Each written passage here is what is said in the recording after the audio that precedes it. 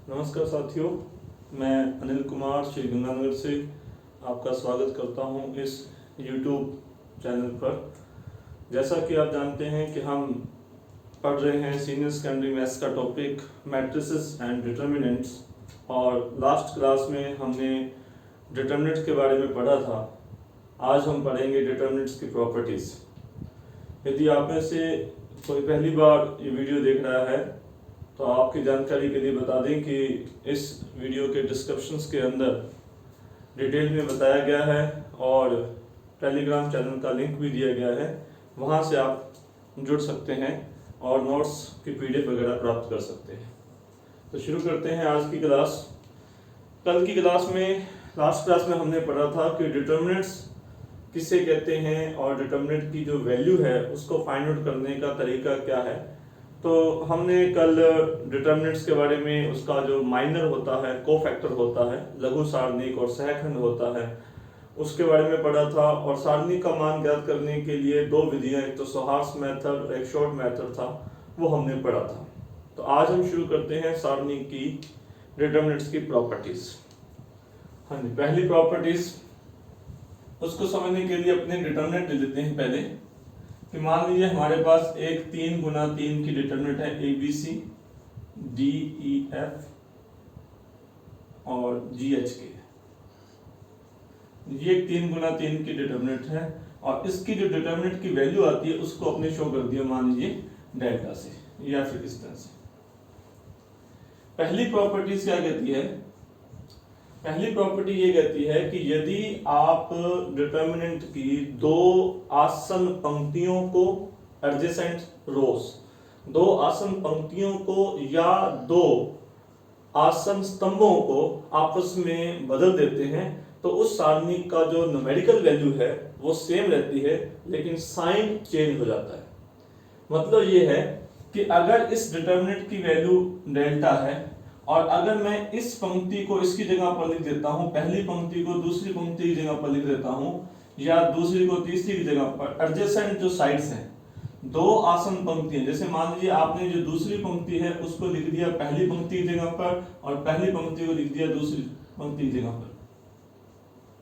मैंने क्या किया है, R1 इंटरचेंज R2, पहली और दूसरी पंक्ति को आपस में इंटरचेंज कर दिया है। तो इसकी जो, अगर इसकी डिटर्मिनेंट की वैल्यू को डेल्टा से लिखा गया था तो इसकी डिटर्मिनेंट की वैल्यू आएगी माइनस डेल्टा। मतलब अगर इसकी सारणी का मान 5 था तो इसका आएगा माइनस का 5 आएगा। इसी प्रकार से आप दो कॉलम्स को भी आपस में इंटरचेंज कर सकते हैं, पहले को दूसरे के साथ या दूसरे को तीसरे के साथ। एडजेसेंट जो कॉलम है, जैसे मान लीजिए आपने पहले और दूसरे कॉलम को चेंज कर दिया तो पहले कॉलम की जगह पर लिख दिया दूसरा कॉलम और दूसरे कॉलम की जगह पर लिख दिया पहला कॉलम, ठीक है, तीसरा कॉलम एज इट इज है। तो इसकी भी न्यूमेरिकल वैल्यू कितनी आएगी, माइनस डेल्टा। तो पहली प्रॉपर्टी ये है कि यदि किसी सारणिक में दो एडजेसेंट्स, दो आसन्न पंक्तियों को या दो आसन्न स्तंभों को आपस में परिवर्तित कर दिया जाता है तो सारणी का न्यूमेरिकल वैल्यू वही रहती है, लेकिन उसका साइन चेंज हो जाता है। यदि इसकी डिटर्मिनेंट की वैल्यू को मैंने डेल्टा लिखा है और यदि पहली पंक्ति की जगह पर दूसरी पंक्ति लिख दी जाए या दूसरी की जगह पर तीसरी लिख दी जाती है तो जो नई डिटर्मिनेंट हमारे पास प्राप्त होगी उसकी न्यूमेरिकल वैल्यू होगी माइनस डेल्टा। इसी प्रकार से आप कॉलम को भी इंटरचेंज कर सकते हैं। मैंने पहले कॉलम की जगह पर दूसरा कॉलम लिख दिया है, तो यदि आप पहले कॉलम की जगह पर दूसरा कॉलम लिखते हैं तो जो उसकी न्यूमेरिकल वैल्यू आएगी वो आएगी माइनस डेल्टा। यानी इसका मान अगर 10 था तो इसका मान माइनस 10 आएगा, अगर इसका मान माइनस का 15 था तो इसका मान प्लस का 15 आएगा।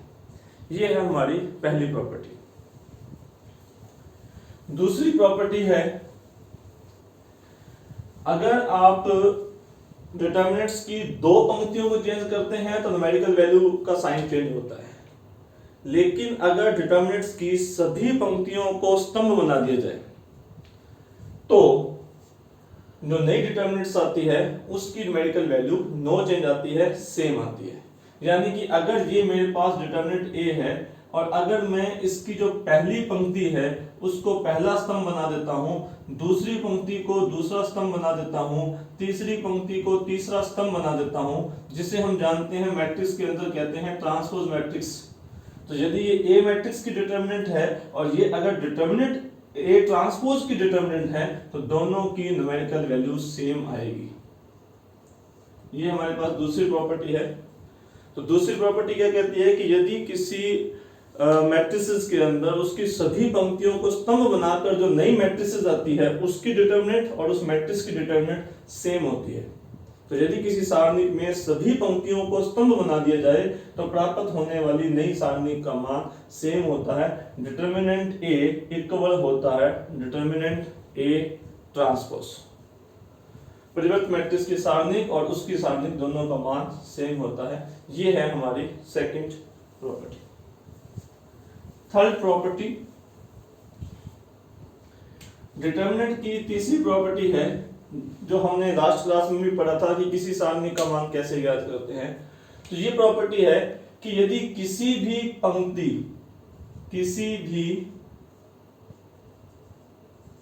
किसी पंक्ति या स्तंभ के अवयवों को उनके संगत सहखंडों से गुणा करके जोड़े तो सारणी का मान प्राप्त होता है। सारणी का मान प्राप्त होता है। इसका मतलब यह है कि यदि आप सारणी का मान ज्ञात करना चाहते हैं तो आप कोई भी पंक्ति ले सकते हैं, कोई भी स्तंभ ले सकते हैं। करना क्या है, जो आप पंक्ति लेंगे उनके अवयवों को उनके सहखंडों से गुणा करके जोड़ना है। यानी कि मान लीजिए हमने पहली पंक्ति ली तो हम पहली पंक्ति के एलिमेंट क्या लिखते हैं, A11, A12, A13 इससे शो करते हैं। तो अगर इसको इसके सहखंड से गुणा किया जाए, मैंने कैपिटल F11 रिप्रेजेंट किया है एलिमेंट A11 के कोफैक्टर के लिए। तो अगर इस एलिमेंट को इसके कोफैक्टर से गुणा करें, दूसरे एलिमेंट को उसके कोफैक्टर से गुणा करें, तीसरे एलिमेंट को उसके खुद के कोफैक्टर से गुणा करके और जोड़ दें तो हमें सारणी का मान प्राप्त होता है। तो किसी भी पंक्ति के लिए आवश्यक नहीं है कि आप पहली पंक्ति लीजिए, आप पहली पंक्ति ले सकते हैं, दूसरी पंक्ति ले सकते हैं, तीसरी पंक्ति ले सकते हैं, पहला स्तंभ ले सकते हैं, दूसरा स्तंभ ले सकते हैं, तीसरा स्तंभ ले सकते हैं। मान लीजिए मैंने दूसरा स्तंभ लिया तो दूसरे स्तंभ के एलिमेंट कौन से होते हैं, 21, 22 और 32। ये एलिमेंट कौन सा हो जाएगा, 1 2। दूसरे स्तंभ के एलिमेंट कौन से हो जाएंगे, 1 2, 2 2 और 3 2। तो दूसरा स्तंभ लेते हैं तो इसको इसके सहखंड के साथ गुना करें, इस एलिमेंट को इसके सहखंड से साथ गुना करें और इस एलिमेंट को इसके सहखंड से गुना करें तो भी हमें सारणी का मान प्राप्त होता है।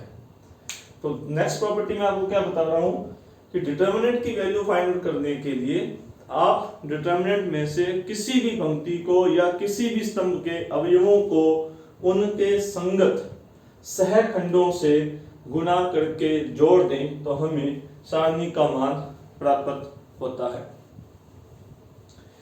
इसी प्रॉपर्टी के अंदर नेक्स्ट प्रॉपर्टी है कि यदि हम अवयव ले लें पहली पंक्ति के और सहखंड ले लें किसी दूसरी पंक्ति के तो उनका गुणा करके जोड़ें तो हमें शून्य प्राप्त होता है। यानी कि अवयव हो पहली पंक्ति के और सहखंड हो दूसरी पंक्ति के और फिर उनको गुणा करके जोड़ा जाता है तो फिर हमें शून्य आता है। अवयव हो पहले स्तंभ के और सहखंड हो दूसरे या तीसरे स्तंभ के तो हमें शून्य प्राप्त होता है। यानी कि अगर मान लीजिए आपके पास एलिमेंट है पहली पंक्ति के और सहखंड है दूसरी पंक्ति के 2 1, 2 2 और 2 3, फिर हमें आएगा 0। एलिमेंट है हमारे पास पहली पंक्ति के फर्स्ट रो के और सहखंड है हमारे पास थर्ड रो के तीसरी पंक्ति 3 1 3 2 3 3 तो हमें 0 आता है। एलिमेंट्स हैं हमारे पास पहली पंक्ति के और सहखंड है हमारे पास पहली पंक्ति के। अगर पहली पंक्ति के अवयव हैं और सहखंड भी पहली पंक्ति के हैं तो सारणी का मान प्राप्त होता है। तो इन दोनों प्रॉपर्टीज को मिलाकर हम यूं कह सकते हैं कि किसी भी सारणिक में किसी भी पंक्ति के अवयवों को उनके संगत सहखंडों से गुणा करके जोड़ें तो सारणी का मान प्राप्त होता है। वह किसी अन्य पंक्ति के सहखंडों से गुना करके जोड़े तो 0 प्राप्त होता है। किसी भी स्तंभ के अवयवों को उनके संगत सहखंडों से गुना करके जोड़ें तो सारणी का मान प्राप्त होता है, और किसी अन्य स्तंभ के अवयवों से गुना करके जोड़ें तो फिर हमें 0 प्राप्त होता है। ये हमारे पास प्रॉपर्टी नंबर 4। नेक्स्ट देखते हैं। नेक्स्ट प्रॉपर्टी है, अगर किसी सारणिक में किसी पंक्ति या स्तंभ के सभी अवयव शून्य हैं, सभी अवयव शून्य हैं, तो सारणी का मान 0 होता है। तो सारणी का मान 0 होता है। नेक्स्ट प्रॉपर्टी हमारे पास यह है कि यदि किसी सारणिक में किसी भी पंक्ति या किसी भी स्तंभ के सभी अवयव शून्य हैं तो फिर उस सारणी का मान 0 होता है। इस प्रॉपर्टी को हम लास्ट की प्रॉपर्टी से आसानी से समझ सकते हैं। लास्ट प्रॉपर्टी में हमने डिस्कस किया था कि सारणी का मान ज्ञात करने के लिए कोई भी पंक्ति ले सकते हैं और गुना किसके साथ करना है, उनके संगत सहखंडों के साथ, या कोई भी स्तंभ ले सकते हैं। अब अगर हमें कोई भी एक पंक्ति ऐसी है जिसके सभी अवयव शून्य हैं तो हम फिर इसी पंक्ति के संगत ही सारणी का मान ज्ञात करेंगे, क्योंकि पंक्ति का सभी अवयव शून्य हैं तो 0 इंटू उसका सहखंड प्लस 0 उसका सहखंड प्लस 0 उसका सहखंड, तो टोटल आंसर हमारे पास क्या आएगा, 0 आएगा। जैसे कि मान लीजिए हमारे पास कोई दूसरी पंक्ति के एलिमेंट्स हैं, उसका मान 0 0 है दूसरी पंक्ति के, तो एलिमेंट कितना है 0 और सेकंड कितना आएगा 2 1, फिर एलिमेंट कितना है 0 उसका सेकंड कितना आएगा 2 2, एलिमेंट कितना है 0 उसका सेकंड कितना आएगा 2 3, और जब ये 0 है 0 से गुना करेंगे तो टोटल आंसर तो हमारे पास 0 ही आना है। तो पंक्ति चाहे वो पहली हो, चाहे दूसरी हो, चाहे तीसरी हो, स्तंभ चाहे वो पहला हो, दूसरा हो, तीसरा हो, कोई भी स्तंभ हो, तो यदि किसी भी सारणिक में किसी भी पंक्ति या किसी भी स्तंभ के सभी अवयव शून्य हैं तो उसी पंक्ति के सापेक्ष में अगर हम विस्तार करते हैं, उसी पंक्ति के सापेक्ष सारणी का मान ज्ञात करते हैं, तो उनके अवयवों को जब सहखंडों से गुना करके जोड़ा जाएगा तो फिर आंसर हमें 0 प्राप्त होता है। तो यदि किसी सारणिक में किसी पंक्ति या स्तंभ के सभी अवयव शून्य हैं तो उस सारणी का मान 0 होता है। नेक्स्ट प्रॉपर्टी सारणी की क्या है? सारणिक की नेक्स्ट प्रॉपर्टी यह है कि सारणिक में किसी भी पंक्ति को या किसी भी स्तंभ को किसी संख्या से गुना करके किसी दूसरी पंक्ति में जोड़ा या घटाया जा सकता है। यानी कि सुविधा के लिए समीकरण को सारणी का मान ज्ञात करने के लिए या इक्वेशन को सॉल्व आउट करने के लिए हम ऐसा कर सकते हैं कि मान लीजिए मैंने पहली पंक्ति को या दूसरी पंक्ति को या तीसरी पंक्ति को, मान लीजिए मैंने दूसरी पंक्ति को किस संख्या से गुना कर दिया, किसी संख्या से गुना करके, और इसको पहली पंक्ति में जोड़ दिया, तो फर्स्ट रो चेंज्ड बाय, इस प्रकार से हमने चेंज किया कि फर्स्ट रो चेंज की गई है, फर्स्ट रो के अंदर सेकंड रो को किसी संख्या से गुना करके जोड़ा गया है। तो आप जोड़ भी सकते हैं, घटा भी सकते हैं, और कॉलम भी ले सकते हैं कि मान लो आप दूसरा कॉलम चेंज करते हैं। क्या कॉलम चेंज करते हैं? दूसरे कॉलम में से तीसरे कॉलम को किसी संख्या मान लीजिए 7 से गुना करके घटा दिया, दूसरे कॉलम में पहले कॉलम को 7 से गुना करके घटा दिया। तो इस प्रकार से आप कोई भी चेंजेस कर सकते हैं, तो डिटर्मिनेंट की वैल्यू नो चेंज रहती है। तो नेक्स्ट प्रॉपर्टी हमारे पास क्या है? किसी भी सारणिक में किसी भी पंक्ति को किसी संख्या से गुना करके किसी दूसरी पंक्ति में जोड़ने या घटा दिया जाए तो सारणी का मान परिवर्तित नहीं होता। किसी भी स्तंभ को किसी संख्या से गुना करके दूसरे स्तंभ में जोड़ दिया जाए या घटा दिया जाए तो सारणी का मान चेंज नहीं होता। यदि आप इस प्रॉपर्टी को लिखना चाहते हैं तो जो वीडियो के डिस्क्रिप्शन के अंदर लिंक दिया गया है उसके अंदर टेलीग्राम चैनल का लिंक है, उसमें PDF अवेलेबल है, वहां से आप राइट डाउन कर सकते हैं। तो ये नेक्स्ट प्रॉपर्टी थी कि किसी भी पंक्ति या किसी भी स्तंभ को किसी संख्या से गुणा करके किसी दूसरी पंक्ति या किसी दूसरे स्तंभ में जोड़ने पर सारणिक का मान परिवर्तित नहीं होता, सारणिक का मान चेंज नहीं होता। और इस हम सवालों को हल करते वक्त इन प्रॉपर्टियों का बहुत इस्तेमाल करेंगे। हाँ जी, नेक्स्ट प्रॉपर्टी है, अगर किसी सारणिक में दो पंक्तियां या दो स्तंभ सर्वसम है, आइडेंटिकल है, सर्वसम है, तो सारणिक का मान 0 होता है, सारणिक का मान 0 होता है। आइडेंटिकल का मतलब यह है कि फर्स्ट के एलिमेंट मान लो ए बी सी है और यहां पर भी ए बी सी है, यहां पर 3 5 8 है, यहां पर भी 3 5 8 है, यहां पर मान लो स्तंभ सेम हो सकते हैं, मान लो 1 0 2 और यहां पर भी 1 0 2।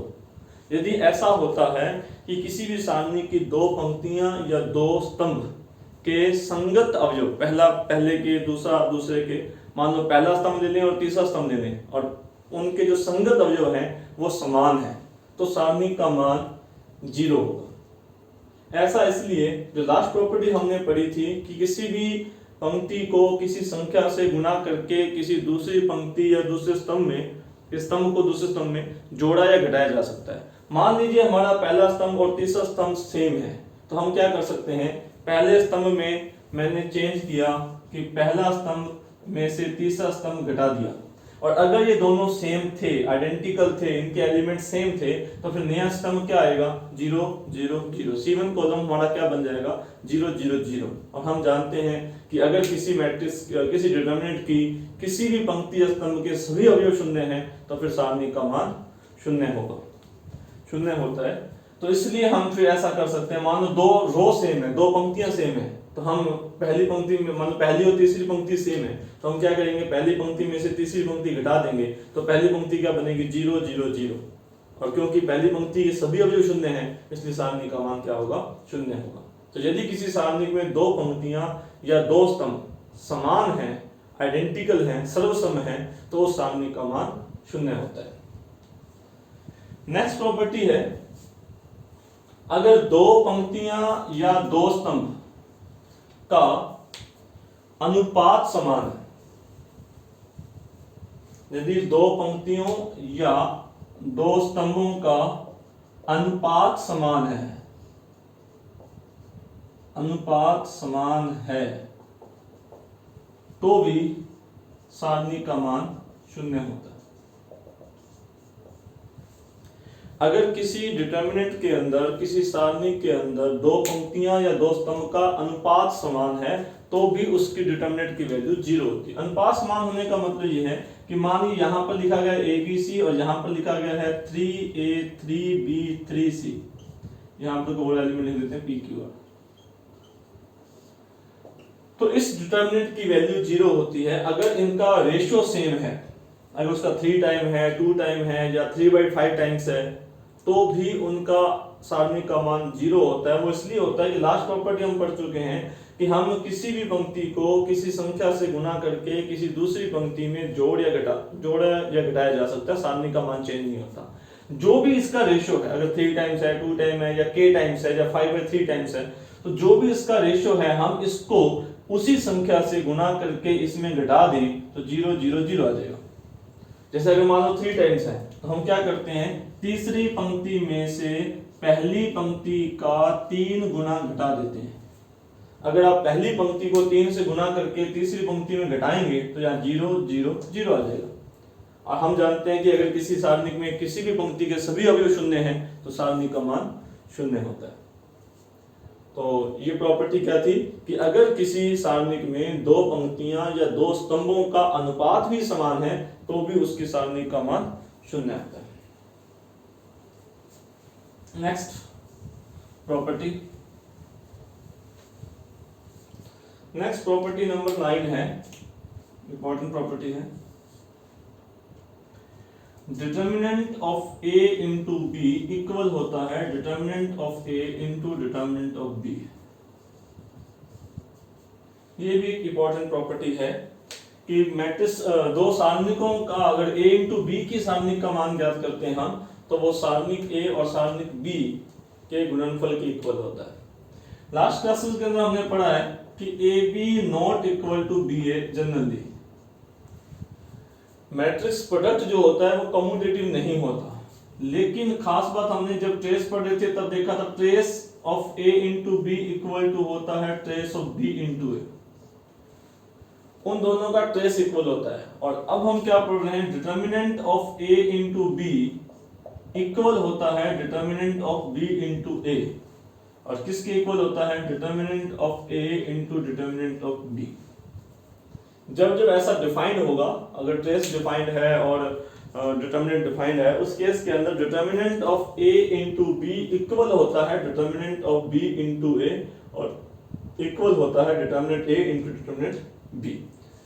ठीक है, तो नेक्स्ट प्रॉपर्टी हम पढ़ रहे थे कि अगर दो मैट्रिसेस का प्रोडक्ट है तो उन प्रोडक्ट करने के बाद की जो डिटर्मिनेंट की वैल्यू है वो अलग अलग उनकी डिटर्मिनेंट की वैल्यू के प्रोडक्ट के इक्वल होती है। यहाँ पर दो से ज्यादा मैट्रिसेस भी प्रोडक्ट में हो सकती है। मान लो determinant of A into B into C, determinant of A into B into C तो किसके इक्वल होगा, determinant of A into determinant of B into determinant of C. इसी प्रकार से अगर मैं यहाँ पर दो से ज्यादा, तीन, चार, n तक भी मैट्रिसेस ले सकता हूं, तो हम यूं कह सकते हैं कि determinant of a raise to power n equal होगा डिटर्मिनेंट a की पावर n। इंपॉर्टेंट प्रॉपर्टी है, डिटर्मिनेंट ऑफ a की पावर n इक्वल होगा डिटर्मिनेंट a की पावर n, यानी कि a इंटू a कितनी बार, n बार, तो determinant a into determinant a into determinant a कितनी बार, n बार, तो डिटर्मिनेंट a की पावर n आ जाएगा। तो मैट्रिक्स a की पावर n की डिटर्मिनेंट की वैल्यू किसके इक्वल होती है, a की डिटर्मिनेंट की पावर n की। अगर यहाँ पर हम n की वैल्यू -1 लेते हैं तो determinant of a inverse equal होगा डिटर्मिनेंट a की पावर -1, यानी कि 1 upon determinant a। a inverse हम आगे जाकर पढ़ेंगे। इनवर्स मैट्रिसेस किसे कहते हैं, प्रतिलोम मैट्रिक्स, व्युत्क्रमणीय मैट्रिक्स। तो अगर a इनवर्सिबल है तो a की डिटर्मिनेंट और उसके इनवर्स की जो डिटर्मिनेंट होती है उसमें ये रिलेशन होता है। अगर a की सारणी का मान 5 है तो उसकी इनवर्स की डिटर्मिनेंट की वैल्यू कितनी होगी, 1/5। Determinant a inverse equal to होता है 1/ डिटर्मिनेंट a। तो एक इंपॉर्टेंट प्रॉपर्टी है ये डिटर्मिनेंट की a की पावर n की। नेक्स्ट इंपॉर्टेंट प्रॉपर्टी और है तो वो देखते हैं। मान लीजिए एक स्क्वायर मैट्रिक्स है n इंटू n की, और इसकी जो डिटर्मिनेंट की वैल्यू है उसको मैंने रिप्रेजेंट कर रखा है डेल्टा से। प्रॉपर्टी ये कहती है कि यदि इस मैट्रिक्स को किसी स्केलर से मल्टीप्लाई कर दें, किसी स्केलर से मल्टीप्लाई कर दें और फिर इसकी डिटर्मिनेंट की वैल्यू अगर निकालते हैं तो इसकी डिटर्मिनेंट की वैल्यू होती है k की पावर n इंटू डेल्टा। इसको समझने के लिए हम एग्जांपल लेते हैं कि मान लीजिए हमारे पास एक मैट्रिक्स है, डिटर्मिनेंट है 3 इंटू 3 की, a b c d e f g h k, और इसकी डिटर्मिनेंट की वैल्यू मान लीजिए डेल्टा है। तो प्रॉपर्टी ये कहती है कि अगर आप इस डिटर्मिनेंट को किसी संख्या से गुना करते हैं, अगर डिटर्मिनेंट को संख्या से गुना करेंगे तो वो संख्या का गुना किसी भी पंक्ति के साथ हो सकता है, किसी भी स्तंभ के साथ हो सकता है। यानी कि हम यूं कह सकते हैं कि मान लीजिए अगर ये डबल है 2a 2b और 2c, नेक्स्ट कोई हमने लिख दी तो d e f g h k, तो ये किसके इक्वल है, ये इक्वल है 2 इंटू डेल्टा, 2 इंटू डेल्टा। यानी कि आप इसमें से दो कॉमन ले सकते हैं। मैट्रिसेस में क्या होता है कि मैट्रिक्स के हर एलिमेंट से कॉमन होना चाहिए, इसमें डिटर्मिनेंट में ऐसा नहीं होता। डिटर्मिनेंट में कोई भी पंक्ति में से भी कॉलम कॉमन लिया जा सकता है, कोई भी स्तंभ में से भी कॉमन लिया जा सकता है। अगर ये 2 2 2 यहां ना होकर मान लो यहां होते तो इसमें से भी कॉमन आ जाता और इसका मान कितना होता, 2 डेल्टा। अब मान लो यहां से भी 2 कॉमन आ रहा है और यहां से भी 2 कॉमन आ रहा है, तो यहां से एक अलग 2 कॉमन आएगा, यहां से एक अलग 2 कॉमन आएगा, यानी 2 की पावर 2 कॉमन आएगा।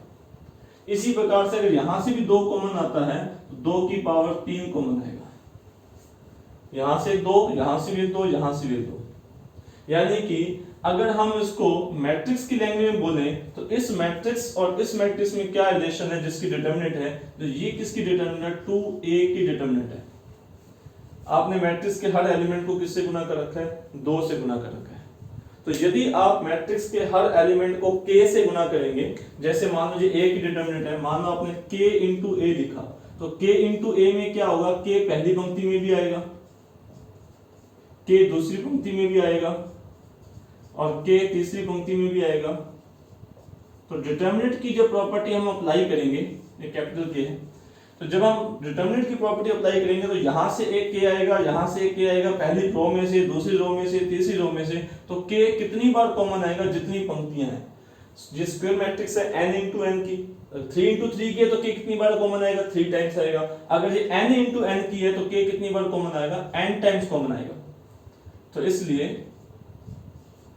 अगर किसी n इंटू n ऑर्डर की मैट्रिक्स की डिटरमिनेंट अगर डेल्टा है और अगर आपने उस मैट्रिक्स को किसी स्केलर से मल्टीप्लाई करके नई मैट्रिक्स बनाई तो उसकी जो डिटरमिनेंट होगी उसमें k कितनी बार कॉमन आएगा, जितनी बार जितनी उसकी रो है। अगर n इंटू n की है तो कितनी पंक्तियां हैं, n पंक्तियां हैं और हर पंक्ति से एक बार k कॉमन आएगा, तो इसलिए डिटरमिनेंट की वैल्यू कितनी आएगी, k की पावर n इंटू डेल्टा। तो ये एक इंपॉर्टेंट प्रॉपर्टी है, उम्मीद करता हूं कि आप इसको समझ पाएंगे। तो क्या प्रॉपर्टी बताई थी कि अगर A मैट्रिक्स जो है वो n इंटू n की है तो determinant k into a equal होता है k की power n into determinant a। ये नेक्स्ट प्रॉपर्टी थी हमारे पास इंपॉर्टेंट। हाँ जी, नेक्स्ट प्रॉपर्टी है, मान लीजिए आपके पास जो डिटरमिनेंट है वो कुछ इस टाइप की है, plus alpha plus beta plus gamma. यदि कोई डिटरमिनेंट इस तरह की हमारे पास है तो हम इस डिटरमिनेंट को दो अलग अलग डिटरमिनेंट्स के सम की फॉर्म में लिख सकते हैं। हम इस डिटरमिनेंट को लिख सकते हैं, पहली डिटरमिनेंट हमारे पास क्या बनेगी, ए बी सी, इसमें से हमने ए बी सी ले लिए और बाकी दो column as it is, plus next time हमने क्या ले लिया, alpha beta gamma, alpha beta gamma और बाकी दोनों एज इट इज। ये नेक्स्ट प्रॉपर्टी है हमारे पास कि आप किसी डिटरमिनेंट को अगर वो इस फॉर्मेट के अंदर है जिसके अंदर कोई इस तरह सम दिया गया है, या माइनस भी हो सकता है तो यहाँ माइनस का निशान आ जाएगा, तो हम इसको दो डिटरमिनेंट्स के पदों में अलग अलग योगफल के रूप में लिख सकते हैं। हाँ, ऐसा भी हो सकता है कि मान लो यहाँ पर भी कोई एक नया ऐड किया गया हो तो फिर हम उसको भी अलग कर सकते हैं। जितने भी टर्म्स यहाँ पर गिवन होंगे तो वो चार डिटरमिनेंट्स के पदों में बने। अगर यहाँ पर भी एक नेक्स्ट ऐड किया गया होता तो फिर हमारे पास चार मैट्रिक्स बन जाते हैं। मान लीजिए हम यहाँ देते हैं पी क्यू आर, ठीक है, तो फिर हमारे पास चार, जैसे एक ट्री बन गई A B C D E F G H K, A B C P Q R G H K, यानी कि दो और बनाएंगे तो यहाँ पर दो तो आपके सामने है ही है, तो दो और कौन सी बनेंगी, जब यहाँ पर पी क्यू आर आ जाएगा, यहाँ पर पी क्यू आर आ जाएगा तो टोटल चार बन जाएंगे। और इसी तरह से यहाँ पर भी ऐड होता तो फिर दो और बन जाती है। इसी प्रकार से वो पंक्ति में भी हो सकता है। तो ये नेक्स्ट प्रॉपर्टी थी कि एक डिटरमिनेंट को दो या दो से ज्यादा डिटरमिनेंट्स की फॉर्मेट में, अगर वो इस फॉर्मेट में है तो हम उसको अलग अलग करके भी लिख सकते हैं। नेक्स्ट प्रॉपर्टी देखते हैं।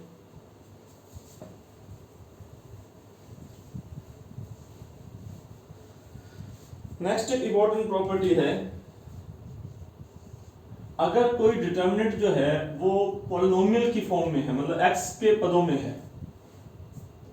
एग्जांपल लेते हैं, जैसे मान लो हम डिटरमिनेंट लेते हैं कि x प्लस 1 3 5 2 x प्लस 2 5 और 2 3 x प्लस 4 जी।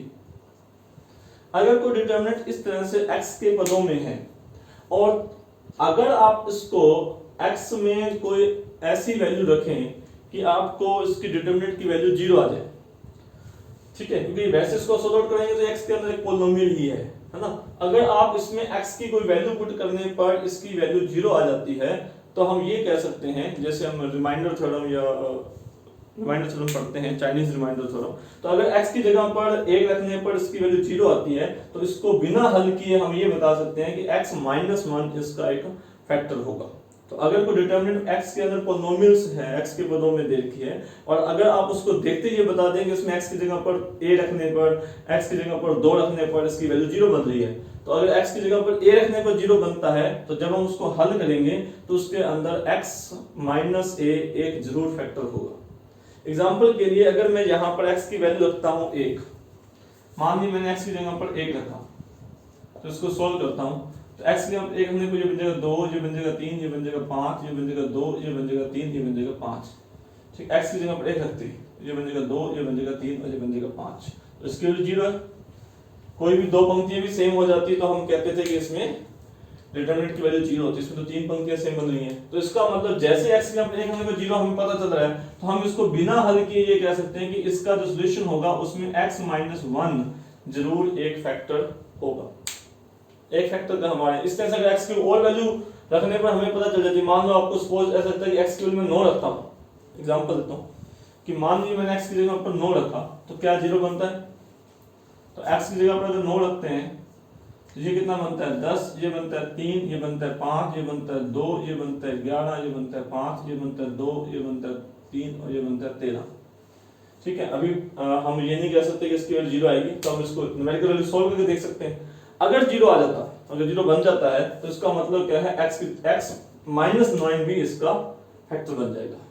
ठीक है, तो कुल मिलाकर प्रॉपर्टी हमारी ये है कि x की जगह पर a रखने पर, अगर x की जगह पर a रखने पर सारणी का मान 0 प्राप्त होता है तो x माइनस a उसका एक फैक्टर होगा।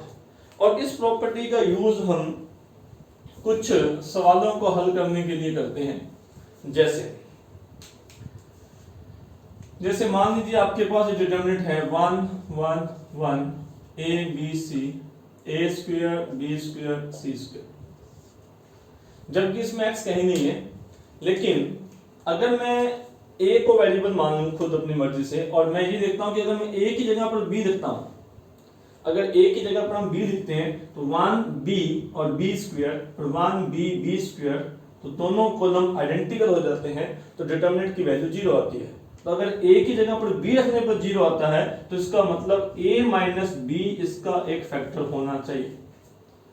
इसी तरह से अगर मैं b की जगह पर c रखता हूं तो भी इसकी डिटरमिनेंट की वैल्यू 0 आती है, इसका मतलब b माइनस c भी इसका एक फैक्टर होना चाहिए। और अगर c की जगह पर a रखता हूं तो भी इसकी वैल्यू 0 आती है, तो c माइनस a भी इसका एक फैक्टर होना चाहिए। तो इसकी जो डिटरमिनेंट की वैल्यू होती है वो a minus b, b minus c, c minus a होती है। इसको हम सोल्व आउट भी करेंगे, लेकिन ये एक स्टैंडर्ड डिटरमिनेंट्स है 1 1 1 a b c a square b square c square, तो इसकी डिटरमिनेंट की वैल्यू कितनी होती है a minus b, b minus c, c minus a। इसी प्रकार कुछ और स्टैंडर्ड डिटरमिनेंट्स हैं a b c, a cube, b cube और c क्यूब।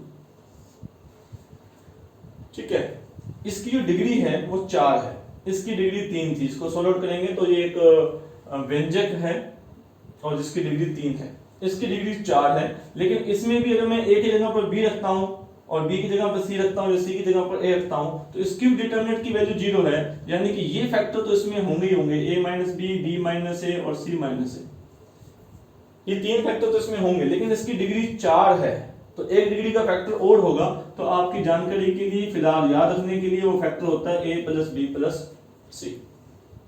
आगे जाकर हम इसको और भी एक्सप्लेन करेंगे, लेकिन अभी भी आप इस बात को समझ रहे होंगे कि ये 3 कोटि की है और इसके अंदर 3 फैक्टर तो कंपलसरी है, क्योंकि a की जगह पर b रखने पर, b की जगह पर c रखने पर, c की जगह पर a रखने पर सारणी का मान 0 होता है। a की जगह पर b रखने का मतलब a माइनस b फैक्टर होगा, b की जगह पर c रखने पर 0 आने का मतलब b माइनस c भी फैक्टर होगा। तो उस चीज का मैंने यूज किया, तो ये 3 फैक्टर तो होंगे ही होंगे और ये खुद 3 डिग्री का है, तो इसका मतलब इसके अलावा कोई फैक्टर नहीं होता। तो बाकी हम इसको सॉल्व आउट भी करेंगे। देखिए इसकी डिग्री 4 है, तो एक फैक्टर और जो होता है वो होता है a प्लस बी प्लस सी। इसी प्रकार से एक और डिटरमिनेंट होती है, यहाँ पर a square B square C square, और यहाँ पर a की पावर 3 b की पावर 3 c की पावर 3। ये 5 डिग्री का एक व्यंजक है, और जो इसकी डिटरमिनेंट की वैल्यू होती है, इसमें भी वही एक जगह पर बेस पर 0 आ रहा है, तो ये 3 फैक्टर तो होंगे ही होंगे। साथ में जो इसकी आता है वो होता है a into B plus B into C plus C into A B plus B C plus में सी ए। तो ये 3 स्टैंडर्ड डिटरमिनेंट्स हैं, और एक डिटरमिनेंट्स हमने लास्ट क्लास में पढ़ी थी A B C B C A C A B, जिसकी न्यूमेरिकल वैल्यू हमने सॉल्व आउट की थी 3abc minus A cube minus B cube minus C cube. 4 ये स्टैंडर्ड डिटरमिनेंट्स हैं जिसे हम आगे दोबारा भी पढ़ेंगे। तो हम पढ़ रहे हैं डिटरमिनेंट्स की प्रॉपर्टीज। नेक्स्ट प्रॉपर्टी है हमारे पास डिटरमिनेंट्स की, प्रॉपर्टी नंबर 13। अगर कोई डायगोनल मैट्रिक्स है या कोई ट्रायंगुलर मैट्रिक्स है, त्रिभुजाकार मैट्रिक्स है, तो उसकी जो डिटरमिनेंट की वैल्यू होती है वो उसके मुख्य विकर्ण के अवयव का गुना होता है। मान लीजिए ये हमारे पास कोई भी एक विकर्ण मैट्रिक्स है। अगर ये विकर्ण मैट्रिक्स है तो इसके जो सारणी का मान है वो इनका गुना है, λ1 इंटू λ2 इंटू λ3। किसी भी विकर्ण मैट्रिक्स की सारणी का मान उस विकर्ण मैट्रिक्स के विकर्ण के अवयवों का गुणनफल होता है। और यदि ये विकर्ण मैट्रिक्स है, त्रिभुजाकार मैट्रिक्स है, सॉरी, किसी भी त्रिभुजाकार मैट्रिक्स, ये मान लो त्रिभुजाकार मैट्रिक्स है, तो भी इसकी सारणी का मान इनका गुणनफल होगा। और अगर ये विकर्ण मैट्रिक्स है तो भी इसकी सारणी का मान इसके विकर्ण के अवयवों का गुणनफल होता है। विकर्ण मैट्रिक्स क्या होती है, त्रिभुजाकार मैट्रिक्स क्या होती है, वो हम लास्ट क्लासेस में पढ़ चुके हैं। ये हमारा 11वां लेक्चर है, तो इससे पहले हम मैट्रिसेस और डिटरमिनेंट्स के बारे में लेक्चर्स दे चुके हैं, उसके अंदर आप देख सकते हैं। तो नेक्स्ट प्रॉपर्टी हमें क्या बताइए कि किसी भी विकर्ण मैट्रिक्स और किसी भी त्रिभुजाकार मैट्रिक्स की सारणी का मान उस त्रिभुजाकार मैट्रिक्स और उस विकर्ण मैट्रिक्स के जो विकर्ण के अवयव होते हैं उनका गुणनफल होता है। आइगन वैल्यूज वगैरह होती हैं जी, ठीक है, इसलिए। और डिटरमिनेंट्स की लास्ट प्रॉपर्टी है आज की क्लास में, हम इसको लास्ट प्रॉपर्टी डिस्कस करते हैं। लास्ट प्रॉपर्टी है हमारे पास, अगर कोई विषम सममित मैट्रिक्स की डिटरमिनेंट फाइंड आउट करते हैं। मान लीजिए हमारे पास एक विषम सममित मैट्रिक्स है 0 0 0, जो दो के लेते हैं। अगर विषम सममित मैट्रिक्स यहाँ a होगा, यहाँ माइनस a होगा, अगर यहाँ a होगा तो वहां माइनस a होगा। तो अगर वो 2 गुना 2 की है तो अगर मैं इसकी सारणी का मान ज्ञात कर दूं तो कितना आता है a स्क्वायर। और अगर वो 3 गुना 3 की है, a b minus a minus b c और माइनस c, इसका मान आएगा 0 सॉल्व करने के बाद। प्रॉपर्टी क्या है, प्रॉपर्टी ये कहती है कि अगर कोई विषम सममित स्क्यू सिमेट्रिक मैट्रिक्स की डिटरमिनेंट की वैल्यू फाइंड आउट की जाती है, अगर वो इवन कोटि की है, इवन कोटि मतलब 2 into 2 की है या 4 into 4 की है, तो उसकी डिटरमिनेंट की वैल्यू हमेशा एक होल नंबर होता है, पूर्ण वर्ग संख्या, होल स्क्वायर, पूर्ण वर्ग संख्या होती है, परफेक्ट स्क्वायर, पूर्ण वर्ग संख्या होती है। और यदि वो विषम कोटि की है, मान लो 3 into 3 की है, 5 into 5 की है, 7 into 7 की है, तो उसकी डिटरमिनेंट की वैल्यू हमेशा 0 होती है। तो ये प्रॉपर्टी क्या कहती है कि समकोटि की, समकोटि 2 गुना 2 4 गुना 4 की विषम सममित सारणी का मान पूर्ण वर्ग संख्या होती है, परफेक्ट स्क्वायर होता है। और विषम कोटि की विषम सममित सारणी का मान 0 होता है। तो ये हमारी डिटरमिनेंट्स की लास्ट प्रॉपर्टीज थी। तो उम्मीद करता हूं कि मैंने आपको जितनी भी डिटरमिनेंट्स की प्रॉपर्टीज होती हैं वो बता दी हैं। वन बाय वन मैं उसको रिकॉल कर देता हूं। पहली प्रॉपर्टी हमने डिस्कस की थी कि सारणी की 2 पंक्तियों या 2 स्तंभों को आपस में बदलने पर सारणी का न्यूमेरिकल मान सेम रहता है, लेकिन साइन चेंज हो जाता है। अगर सभी पंक्तियों को स्तंभ बना दिया जाए, ट्रांसपोज कर दिया जाए, तो डिटरमिनेंट की वैल्यू चेंज नहीं होती। नेक्स्ट हम डिस्कस की थी कि सारणी का मान ज्ञात करने के लिए किसी भी पंक्ति या किसी भी स्तंभ के सभी अवयवों को उनके संगत सहखंडों से गुणा करके जोड़ दिया जाए तो सारणी का मान आता है। यदि किसी अन्य पंक्ति के सहखंडों से गुणा करके जोड़ दिया जाए तो शून्य प्राप्त होता है। यदि किसी सारणिक में किसी भी पंक्ति या किसी भी स्तंभ के सभी अवयव शून्य हैं तो सारणी का मान शून्य होता है। सारणिक में किसी भी पंक्ति को या किसी भी स्तंभ को किसी संख्या से गुणा करके किसी दूसरी पंक्ति या दूसरे स्तंभ में जोड़ा या घटाया जा सकता है। सारणिक में किसी भी दो पंक्तियां या दो स्तंभ के सभी अवयव समान हैं, आइडेंटिकल हैं, सर्वसम हैं, संगत अवयव समान है तो सारणी का मान शून्य होता है। यदि कि सारणिक में किसी भी दो पंक्तियों या किसी भी दो स्तंभ के संगत अवयवों का अनुपात समान है तो सारणी का मान शून्य होता है। Determinant a into B equal होता है determinant of a into determinant of b। Determinant a की पावर n इक्वल होता है डिटर्मिनेंट a की पावर n। यदि हम a इनवर्स की डिटर्मिनेंट निकालते हैं तो 1 अपॉन डिटर्मिनेंट a होता है। यदि कोई मैट्रिक्स ऐसी है जिसके अंदर पहले कॉलम में दो ऐड किए गए हैं तो हम उसको दो अलग अलग डिटर्मिनेंट्स की सम की फॉर्म में लिख सकते हैं। फिर नेक्स्ट आपको बताया था कि अगर वो डिटर्मिनेंट x के अंदर पॉलिनोमियल है तो x की जगह पर a रखने पर डिटर्मिनेंट की वैल्यू 0 आती है तो x माइनस a उसका एक फैक्टर होगा। अगर कोई ट्रायंगुलर मैट्रिक्स है या डायगोनल मैट्रिक्स है तो उसके मुख्य विकर्ण के अवयवों का गुणनफल ही उसके सारणी का मान होता है। और लास्ट में हमने क्या डिस्कस किया था कि अगर कोई विषम कोटि की विषम समित मैट्रिक्स है तो उसके सारणी का मान शून्य होता है। अगर वो समकोटि की विषम समित मैट्रिक्स है तो उसकी सारणी का मान एक हमेशा परफेक्ट स्क्वायर पूर्ण वर्ग संख्या होता है। तो उम्मीद करता हूं कि जो मुख्य विशेषताएं हैं सारणी की वो मैं आपको समझा पाया। इन विशेषताओं से संबंधित जब हम सवाल करेंगे नेक्स्ट क्लास के अंदर तो ये सारी जो प्रॉपर्टीज हैं वो अच्छी तरह से हमें समझ आ जाएगी। तो यदि आप इस वीडियो पर नए पहली बार देख रहे हैं तो आप इस जो कमेंट बॉक्स में डिस्क्रिप्शन के अंदर जो आपको टेलीग्राम चैनल का लिंक दिया है वहां से आप पीडीएफ वगैरह डाउनलोड कर सकते हैं, क्वेश्चंस की एक्सरसाइज वगैरह कर सकते हैं। तो मिलते हैं नेक्स्ट क्लास के अंदर जहां हम पढ़ेंगे सारणी की इन्हीं सभी विशेषताओं पर सवाल सॉल्व करेंगे। थैंक यू, धन्यवाद।